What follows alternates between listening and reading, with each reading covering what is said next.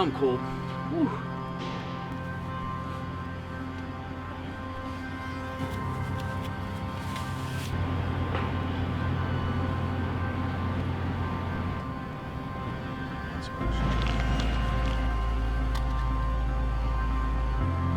Actually feels a little heavier than normal. This is exactly what I feel like doing on my bike today. This is it. I have a full day to do whatever I want on a bike and I get to do it, so I'm over the moon. I'm happy we committed to this. You guys admit? I've noticed a lot of people are assuming that WhyRides are a ride that kind of demonstrates why I ride a bike and what's my reason for riding a bike. It's kind of like taking on that, and it's really not what it's meant to be. It's meant to be why I train. It's a bike ride that represents why I'm so relentless and consistent with my training throughout the week, especially maintaining my family, my career, and you can't just go out and ride your bike all day like you'd want to, or at least I'd want to, but I can train consistently enough to support a day like that. So when I get the opportunity to go do it, my body's ready, I'm ready, and I can make the most of the time I have.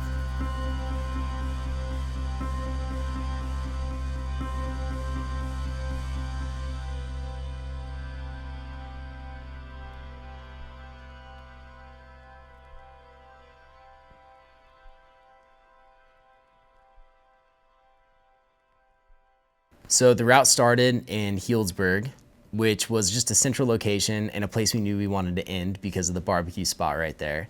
We climbed up the Geysers Climb all the way around to Cloverdale, and that connected us to Skaggs Road.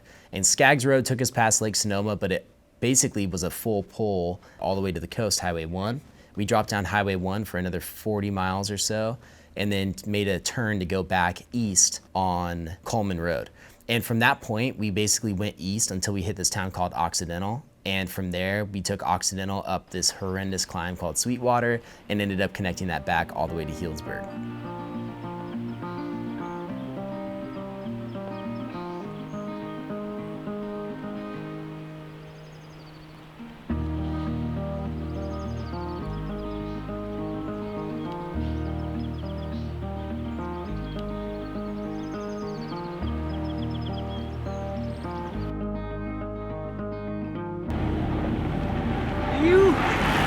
It's heating up fast. Staying committed to my self-supported mission, even though my pockets are getting stuffed. Staying on top of food so far. I'm actually gonna make a little maneuver here.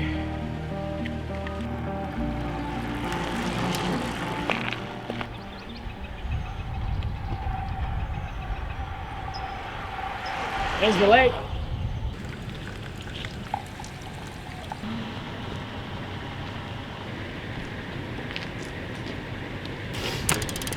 Yeah, dude, I was so stoked on that back road. And I can't believe we're getting as much sun as we are right now. Dude.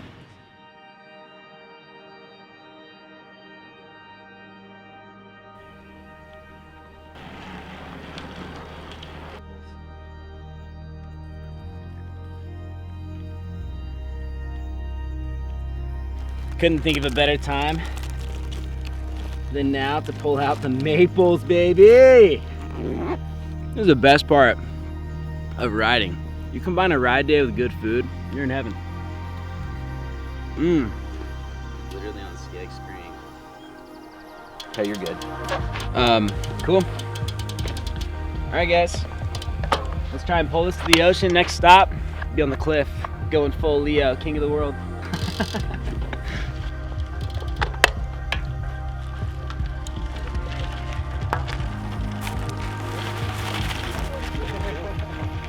I finally got to one climb that just kept going. And because I didn't have the route up, I couldn't see really how long the climb was. And so I was just standing for so long. And at one point I realized, holy smokes, this is like a 20% grade I'm on. And it just keeps going on and on. But I was rewarded with one of the raddest downhills from that first big climb on Skaggs. That section of road was amazing. It just kept going, and I didn't know how it kept going. Like, it just kept going. It felt so good to ride. That was easily one of the best descents I've ever done. And it's just been like a steady 1% grade for dude, I don't know, 8 miles or something. But I knew there was gonna be another big climb before I actually reached the coast. And at one point I thought I was only like a mile from the coast, but I was actually 9 miles. And between me and the coast was about a 1,500 foot pass. And that road ended up being probably one of the steepest of the day. And it was just a chunky technical descent that ended up getting me back to the general store on the coast, which was, seeing that thing was like rolling into like the gates of heaven. Is this where we were gonna eat?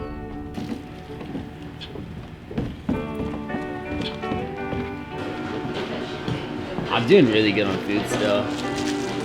So I feel like I don't need any of that, but definitely need some liquid sugar. Oh baby. And a ginger ale?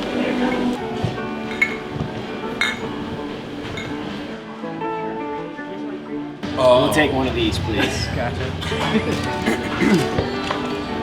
You know, I really like some of that road. That last ridge though, Monkey, I was basically hovering my seat the whole time. It's noon. I've ridden 81 miles in 10K. You know, I mean, like, put that in perspective, you're like, wow, if I did that on any other day before lunch, I'd be so proud of myself. So I'm trying to like keep that in mind.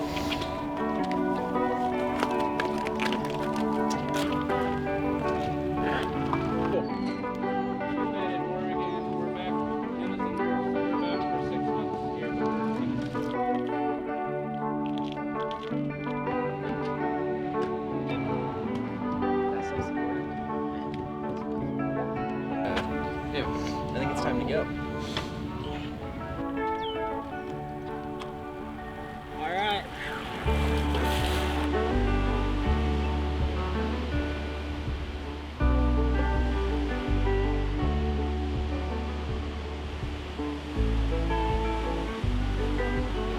Dude, I can't believe how sick this is.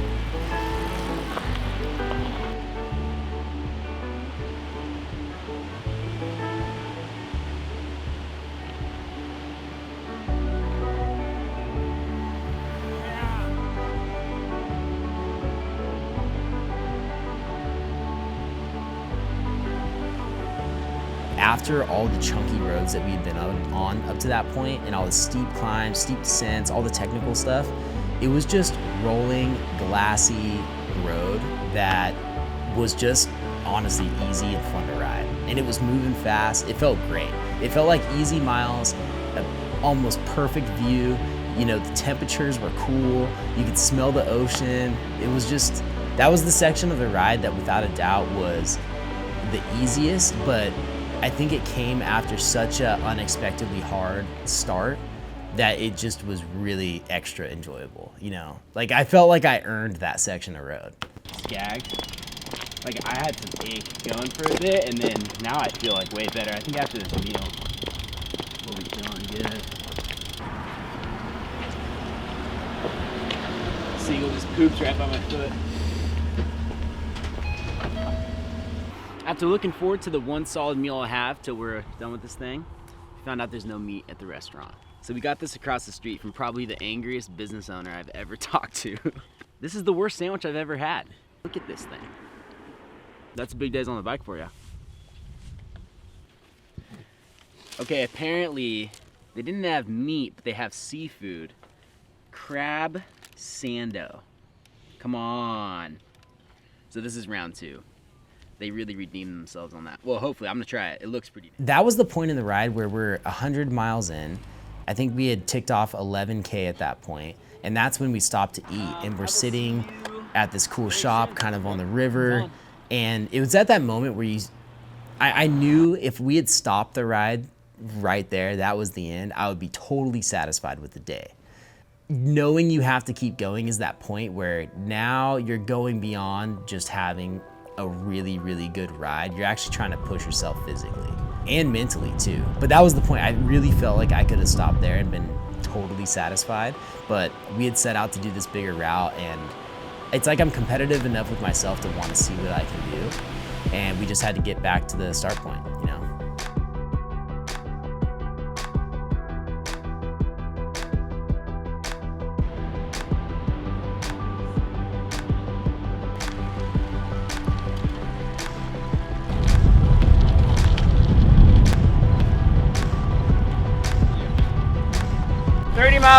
okay to go.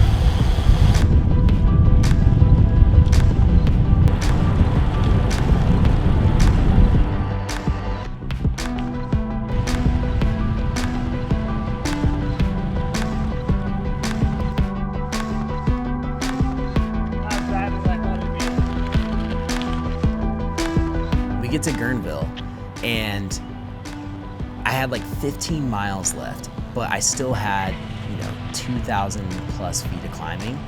And then it was also supposedly the chunkiest road of the day. So knowing that was ahead of me, I was just at that point where I was kind of just shaking my head. I just have to get through this climb. And then once that's over, I'm gonna just try and enjoy the last few miles rolling back into town. All right, boys. Dude, I'm so cracked. When I went to pay for that, I entered my pin in. Instead of hitting enter, I just yanked my card out. And the guy looked at me like, we're gonna turn on Armstrong Road. Shout out Lance. We stay on Armstrong, and then we make a right on Sweetwater Springs. When we're on Sweetwater, there's gonna be like streets that come in, but we just stay on Sweetwater the whole time. Okay. Yeah. But it's pretty deep into it. Okay. Just a heads up.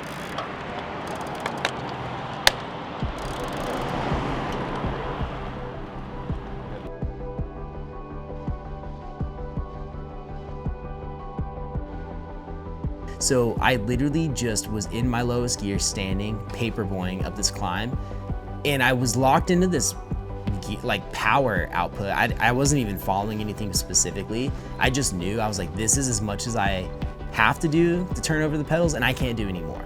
And it's so rare that I ever feel that way. It takes a ride like this for me to get to the point where I have to tell myself, just don't stop.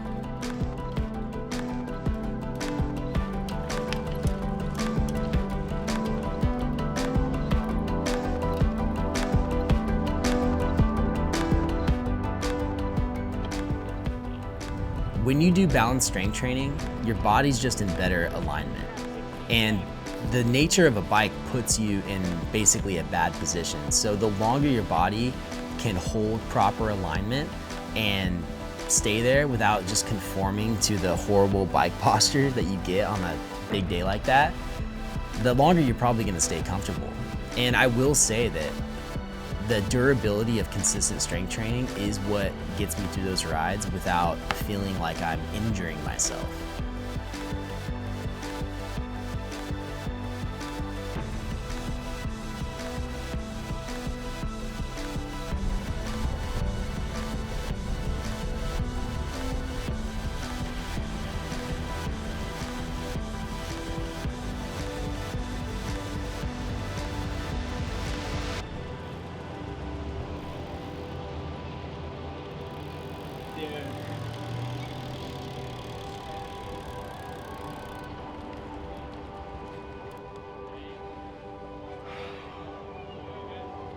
That's it.